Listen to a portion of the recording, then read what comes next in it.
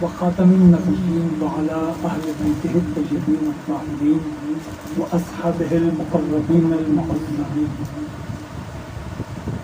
قال الله تعالى في القرآن العظيم: محمد رسول الله والذين معه أشداء على الكفار رحماء بينهم تراهم ركعا سجدا يبتغون فضلا من الله ورضوانا. صدق الله المولانا العلي العظيم. لائق تقریم حاضرین گرامی قدر، مسرور کیفیت نعت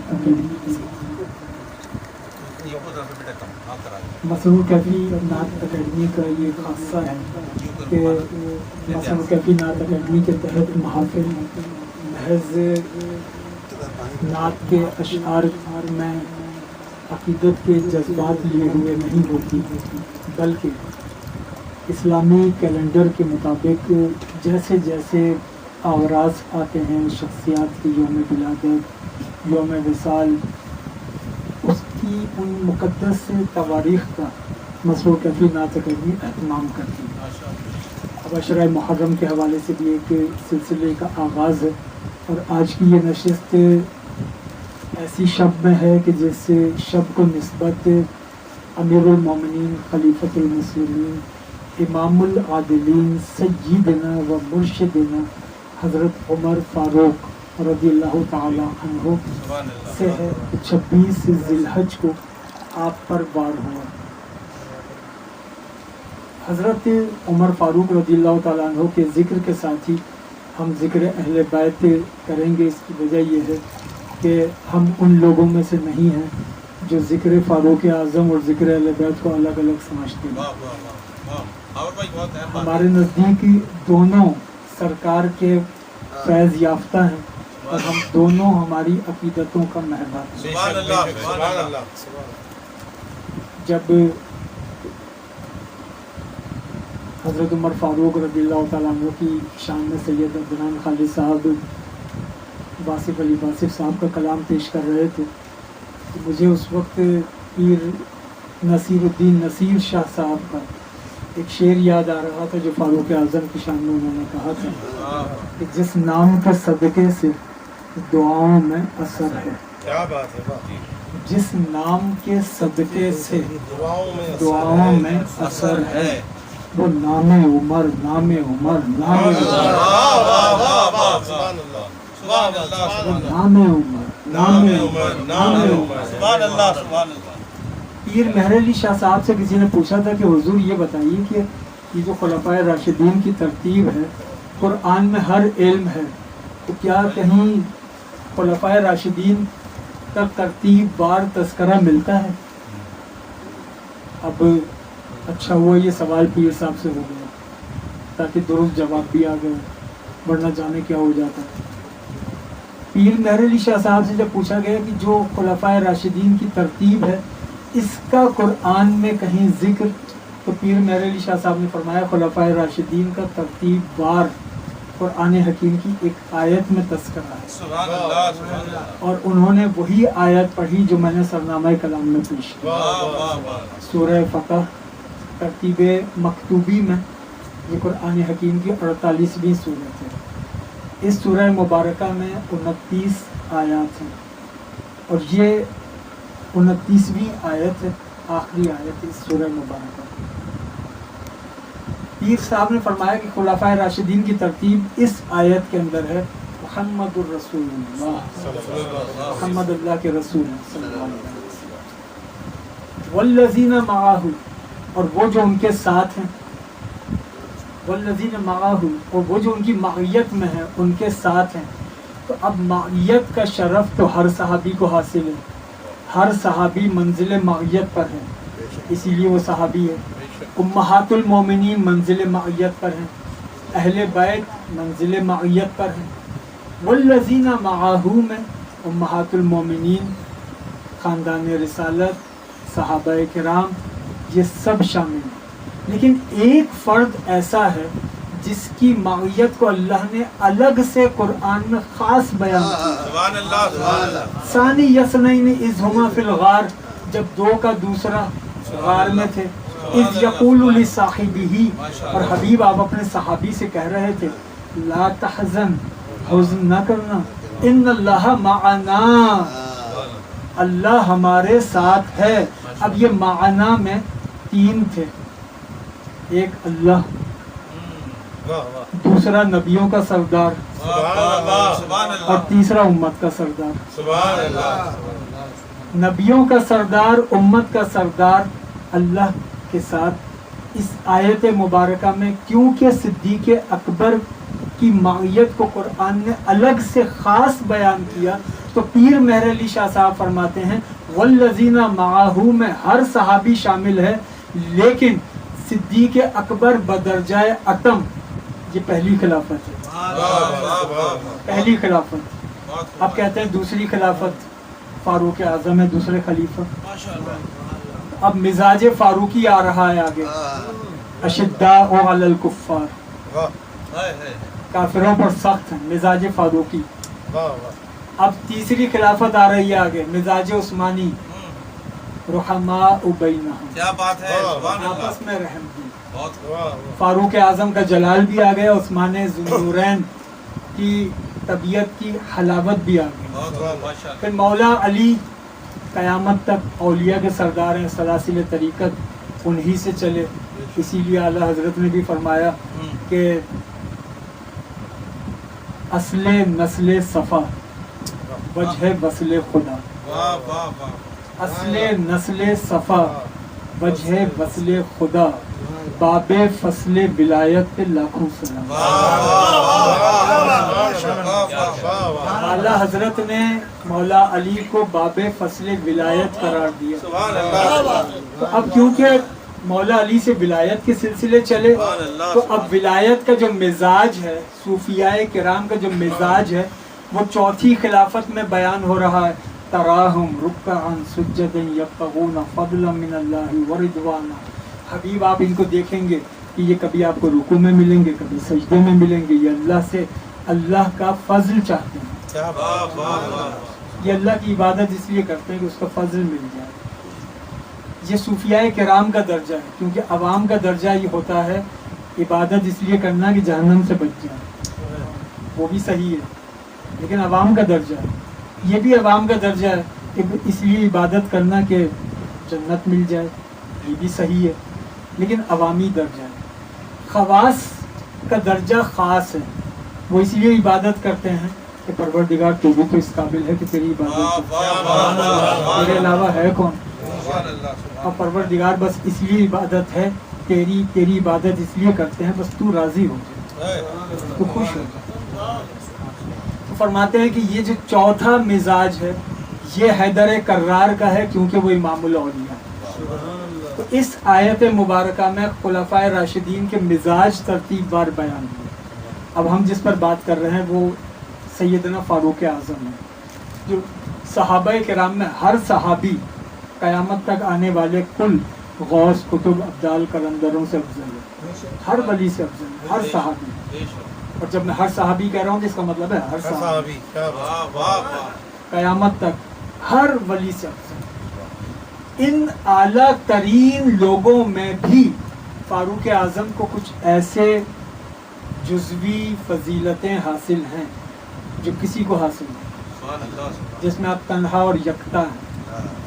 مثلا یہ کہ تمام صحابہ کرام، کوئی فارس سے چلا سلمان، دامن کرم سے وابستہ ہوا، افق اسلام کا جگمگ تارا بنا، روم سے سہیب رومی چلے، دربار رسالت سے وابستہ ہوئے، حبشہ کے بلال آئے، دربار رسالت سے وابستہ ہوئے، دنیا بھر سے لوگ آ کے دامن مصطفیٰ سے وابستہ ہوئے، دنیا کھنچ رہی تھی دامن مصطفیٰ کی جانب، اور دربار رسالت میں آقائے دو جہاں کے لبوں پر دعا تھی، پروردگار عمر ابن الخطاب یا عمر ابن الخطاب یا عمر ابن الحشام، ان میں سے جس کو تو دوست رکھتا ہو اس کے ذریعے اسلام کو قوت، اس کو صاحب ایمان کر تاکہ اسلام کو قوت ملے۔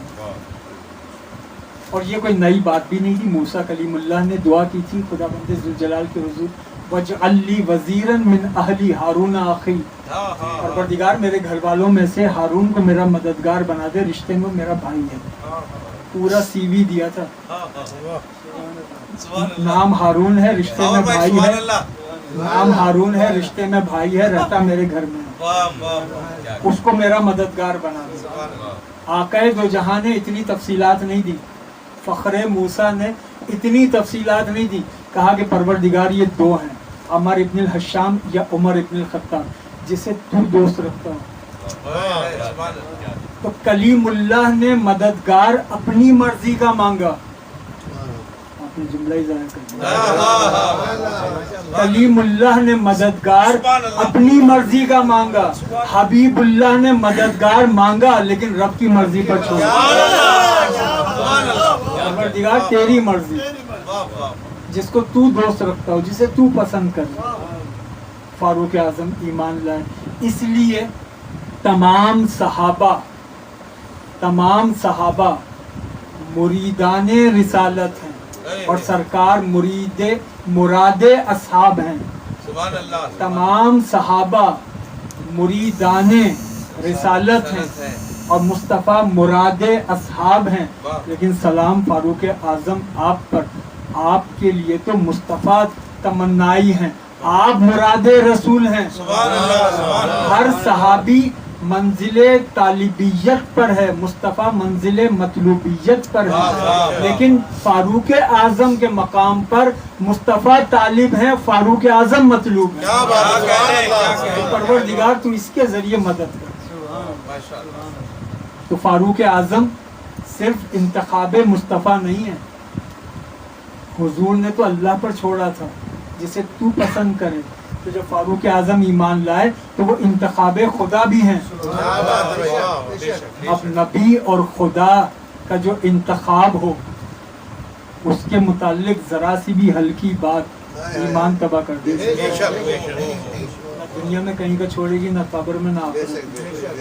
جو انتخاب مصطفیٰ ہو اور انتخاب خدا ہو, سیدنا فاروق اعظم فرماتے ہیں کہ ایک وقت وہ تھا کہ میرا باپ مجھے اونٹ چرانے کے لیے دیتا تھا, میں اونٹ چرانے کے لیے نکلتا تھا. کوئی اونٹ کہیں نکل جاتا تھا, کوئی کہیں نکل جاتا تھا. چند اونٹ تھے, ان کو چرانا مشکل ہوتا تھا.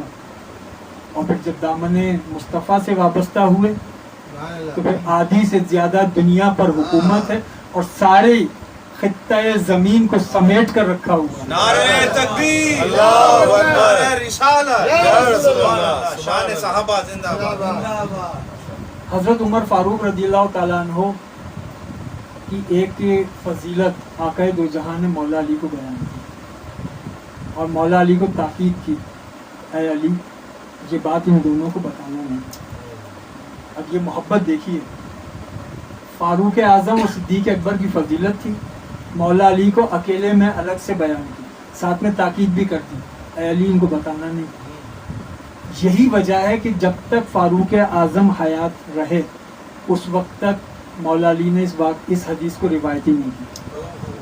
جب صدیق اکبر کا وصال ہوا, پھر فاروق اعظم کا وصال, شہادت ہوئی, فاروق اعظم کی شہادت کے بعد مولا علی نے اس حدیث کو روایت کی. اور وہ حدیث کیا ہے؟ صحیح ستہ میں بھی موجود ہے. حدیث یہ ہے کہ ابو بکر اور عمر جنتی بزرگوں کے سردار. آپ کو یہ کہے گا بھائی جنت میں تو سارے جوان ہوں گے, بزرگ کہاں سے آئے؟ جنت میں سارے جوان ہوں گے تو پھر یہ بزرگ کہاں سے آ گئے؟ تو پھر یہ جملہ کہنا بھی میرا حق بنتا ہے, جب جنت میں سارے ہی جوان ہوں گے تو پھر سرکار نے یہ کیوں کہا جنت میں جوانوں کے سردار؟ جنت میں جوانوں کے سردار حسن و حسین ہے. اور یہ بھی یہ بات اپنی جگہ صحیح ہے کہ جنت میں سب جوان ہوں گے. حسن و حسین جنت میں جوانوں کے سردار ہیں, ابو بکر و عمر جنت میں بزرگوں کے سردار ہیں. تو یہ گتھی کیا ہے؟ اب اس گتھی کو میں ایک جملے میں سلجھاتا ہوں. جوان اور بوڑھے کا تعلق جنت میں جا کر نہیں ہے.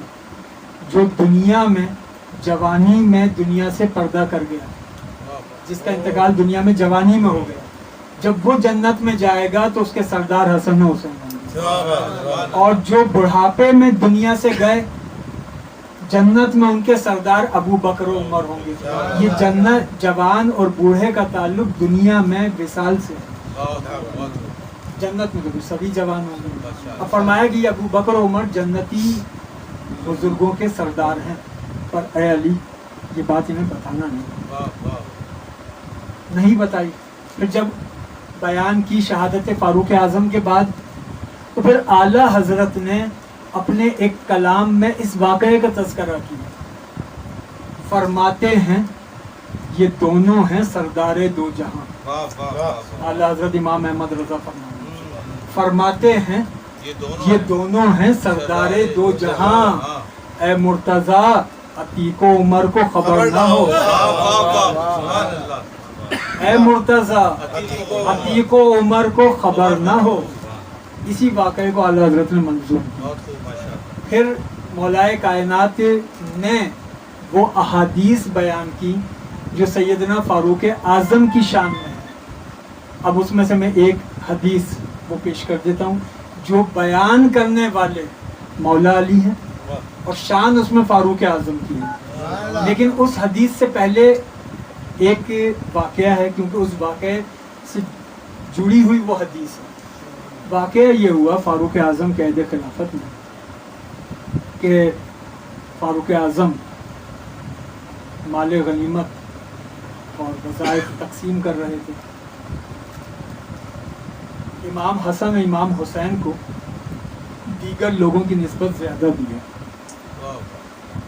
तो बेटे ने कहा कि मैं तो आपका बेटा भी हूँ, और बदर के और मैं जंगों में उस वक्त तलवार जनी करता था जब हसन हुसैन छोटे बच्चे थे। मैं उस वक्त जंगों में तलवार चलाता था जब हसन हुसैन छोटे बच्चे थे। आपने मुझे कम दिया जबकि मैं बेटा भी हूँ, जंगों में हुजूर के साथ शिरकत की। और हसन हुसैन ये तो जंगों में भी नहीं गए, छोटे बच्चे थे, आपने इन्हें ज़्यादा दिया। अब फारूक आज़म फरमाते हैं कि तुम हसन हुसैन की बराबरी करते हो। पहले हसन हुसैन की जो माँ है ना, ऐसी कोई माँ ढूंढ के ले आओ, ज़हरा जैसी कोई माँ ढूंढ के ले आओ, और तुम नहीं ला सकते। हसन हुसैन का जो बाप है, ऐसा कोई बाप ढूंढ के ले आओ और तुम नहीं ला सकते। हसन हुसैन के जो मामू हैं, हज़रत कासिम, हज़रत इब्राहीम, हज़रत अब्दुल्ला, हुजूर के बेटे, कहा कि हसन हुसैन की जो मामू है ना, उन जैसा कोई मामू ढूंढ कर ले आओ और तुम नहीं ला सकते। हसन हुसैन की जो खालाएं हैं, ज़ैनब, रुकैया, उम्मे कुलसूम, हसन हुसैन की खालाओं जैसी कोई खाला ढूंढ कर ले आओ और तुम नहीं ला सकते। आपने जुमले पे गौर ही नहीं फरमाया। हजरत उमर फारूक फरमा रहे हैं कि हसन हुसैन की खालाओं जैसी कोई खाला ढूंढ कर ले आओ, तो किसी ने भी ये ना कहा ज़हरा तो इकलौती थी, खाला कहाँ से आ गई। क्या बात है। तो कोई तो कहता कि भाई ज़हरा की तो बहनें ही नहीं थी, वो तो इकलौती थी। इसका मतलब है ज़हरा को इकलौता करार देने का मसला बात का है। क्या बात है। उस जमाने तक चारों बेटियां हुजूर की समझी जाती थी और अहले ईमान के यहाँ आज भी समझी जाती है। तो फारूक आज़म ने कहा कि हसन हुसैन की खालाओं जैसी कोई खाला लेकर आओ, तुम नहीं ला सकते। फिर फरमाया कि हसन हुसैन के नाना जैसा कोई नाना लेकर आओ, नहीं ला सकते, नहीं ला सकते। तुम हसन हुसैन की बराबरी नहीं कर सकते। हम यहाँ पर उनके घराने के खादिम हैं, उनके घर के खादिम हैं। अब वो था सहाबाए किराम का दौर। अब हमारे दौर में क्या होता है कि किसी शख्स से किसी के मुतालिक कोई बुराई सुन ली तो फ़ौरन जाकर बताते हैं फलाने ने आपकी बुराई की है। वो सहाबाए किराम का दौर था, अजीम लोग थे। उन्होंने जब हज़रत उमर से हसन हुसैन के फ़ज़ाइल सुने तो सीधे मौला अली के पास आए, कहा कि ऐ अली, आज मस्जिद में फारूक आजम ने आपके बच्चों के फजाइल बयान किए। सुभान अल्लाह। आज मस्जिद में फारूक आजम ने आपके बच्चों के फजाइल बयान किए। मौला अली ने फरमाया कि उमर फजीलतों वाले हैं, और मैंने अल्लाह के रसूल से खुद सुना है कि उमर अहले जन्नत का चराग है। सुभान अल्लाह। उमर अहले जन्नत का चराग है। सुभान अल्लाह। जब मौला अली ने फरमाया उमर अहले जन्नत का चराग है, तो सहाबाए किराम ने जाके हजरत उमर से कहा कि आज अली ने कहा है कि उन्होंने रसूल खुदा से सुना है कि उमर अहले जन्नत का चराग है। फारूक आजम मौला अली के पास आए और कहने लगे कि ऐ अली, क्या तुमने अल्लाह के रसूल से खुद सुना? क्या तुमने खुद सुना? तो मौला अली ने फरमाया कि ऐ उमर, मैंने अल्लाह के रसूल से खुद सुना। हुजूर ने फरमाया उमर अहले जन्नत का चराग है।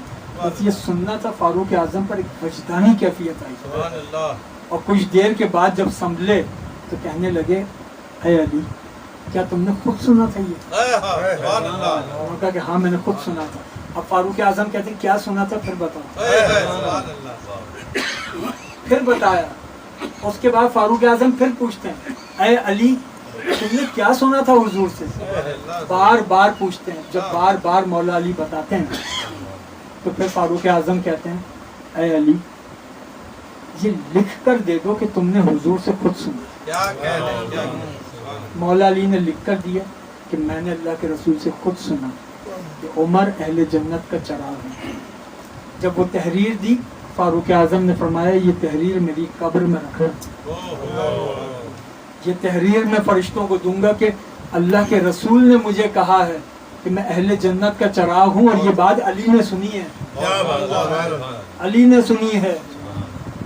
बस ततिम्मा कलाम कर रहा हूँ कि फारूक आजम और अहले बैत ये आपस में शीरो शकर हैं। ये आपस में एक दूसरे के जानिसार हैं। ये एक दूसरे से मोहब्बत करने वाले हैं, एक दूसरे से प्यार करने वाले हैं। कभी भी फारूक आजम और अहले बैत इनके अंदर कोई ज़रा सा भी फ़र्क करने की कोशिश ना करे, और अगर फ़र्क करने की कोशिश करे तो अब ये समझ लीजिएगा कि वो दीन में दरार डाल रहा है।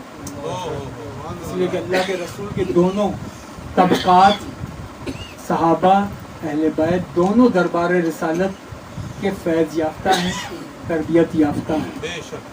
हज़रत उमर फ़ारूक रज़ियल्लाहु ताला अन्हु, आखिरी बात बस इस पर मैं गुफ्तगू मुकम्मल कर दूँ, मुझे अभी याद आ गई कि जब हज़रत उमर फ़ारूक रज़ियल्लाहु ताला अन्हु की तदफीन हो रही थी तो उस वक्त तदफीन मौला अली का जुमला मुहद्दिसीन ने बयान किया है, और एक दो मुहद्दिसीन नहीं बकसरत, कि जब फारूक आजम की रोज़ा अतहर में तदफीन हो रही थी उस वक्त मौला अली फरमा रहे थे ऐ उमर, मैं जानता था कि तुम्हारी तदफीन यहाँ होगी, क्योंकि मैंने अल्लाह के रसूल को अक्सर कहते सुना कि मैं अबू बकर और उमर फलां जगह गए, मैं अबू बकर और उमर फलां जगह से आए, मैं अबू बकर और उमर फलां जगह बैठे थे, मैं अबू बकर और उमर फलाने से मिले।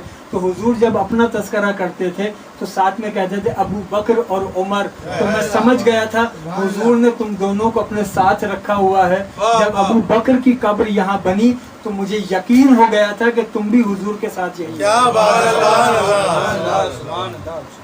और जब आप कब्र को मिट्टी देते हैं ना, जब आप दुआ पढ़ते हैं मिन्हा खलकनाकुम व फीहा नुईदुकुम, इस मिट्टी से हमने तुम्हें बनाया है, इसी मिट्टी में पलटा देंगे।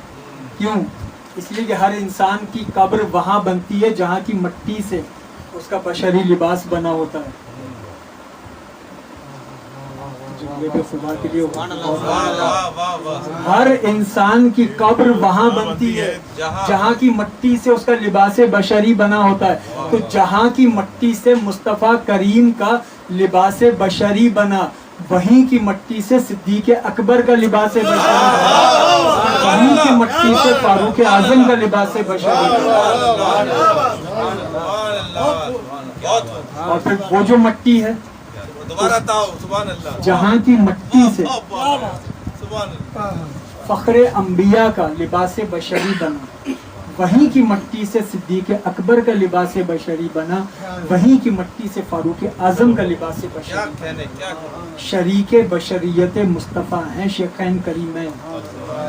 और फिर ये कि ये मट्टी भी कोई दुनिया की मट्टी नहीं है कि दुनिया के खाकी इंसान अपने जैसा समझने लग जाए। ये भी दुनिया की मट्टी नहीं है। दुनिया की मट्टी क्यों नहीं है? हुजूर ने फरमाया कि मेरे घर से मेरे मिंबर तक ये जन्नत का टुकड़ा है। उसमें घर और मिंबर दोनों शामिल हैं, घर और मिंबर शामिल हैं। ये जन्नत का टुकड़ा है, रियाजुल जन्ना। तो सरकार की तदफीन उस टुकड़े में है जो रियाजुल जन्ना में शामिल है। इसका मतलब है कि सरकार सिद्दीक अकबर और फारूक आजम का लिबास बशरी मट्टी से तो बनाया, पर वो मट्टी इस जमीन की नहीं थी, जन्नत की थी, जन्नत की थी। बहुत खूब। तुम कोई यहाँ पे औरंगी टाउन की मट्टी से बना, कोई याक्ताबाद की मट्टी से बना, तो कहते हैं हम नबी जैसे। बस खुदा बंदे जलाल पाक परवरदिगार फारूक आजम रज़ियल्लाहु ताला अन्हु का हमें सदका अता फरमाए और सैयदना फारूक आजम के सदके इस उम्मत पर करम फरमाए और फारूक आजम के सदके तुफैल फारूक आजम के सदके तुफैल अल्लाह ने उम्मत को जो बुलंदी और व्यापार अता किया था, अल्लाह इस उम्मत को फारूक आजम के सदके फिर वही वक़ार